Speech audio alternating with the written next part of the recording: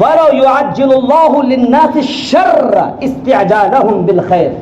انسان دنیاوی زندگی میں کیا ہوتا ہے، ہم نے دعا کی اور ہم سمجھتے ہیں کہ دعا کرنے کے بعد فوراً دعا قبول ہو جائے گی۔ ہم نے مسجد میں آ کر 2 رکعت نماز پڑھی، گھر جائیں گے جہاں 4 لوگوں کا کھانا پکا ہوا تھا اس کھانے میں اتنی برکت فوراً آ جائے کہ 100 لوگ کھانا کھا لیں۔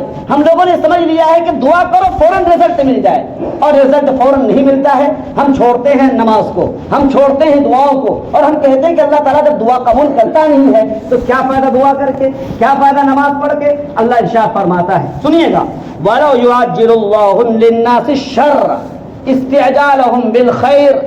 جس طرح سے انسان خیر میں جلدی کرتا ہے، ہم کو جلدی مل جائے، جلدی مل جائے، اگر اللہ تبارک و تعالیٰ شر میں جلدی کر دے تو کیا حال ہوگا؟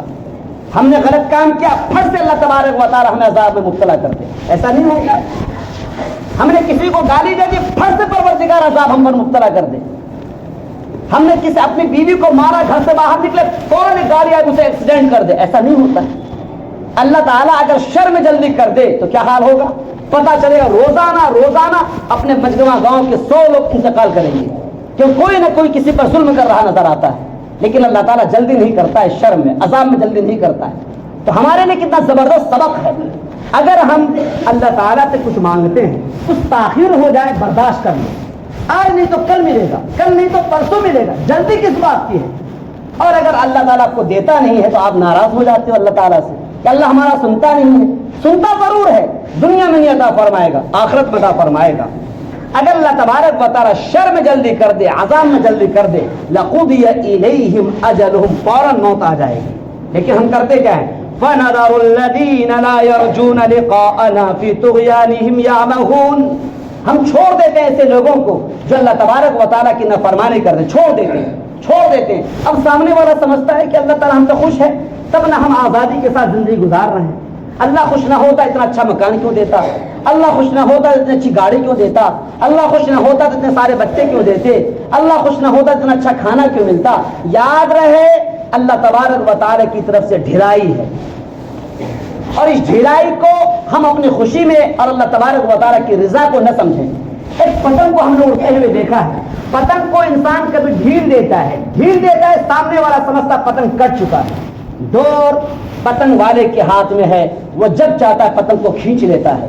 انسان ایک کتا ہے، کتا کا ڈور انسان کے ہاتھ میں ہوتا ہے اور انسان کتے کو ڈھیل دیتا ہے، کتا چلتا ہے، کتا سمجھتا ہے ہم آزاد ہو چکے ہیں، جبکہ ڈور کتے کے مالک کے ہاتھ میں ہے۔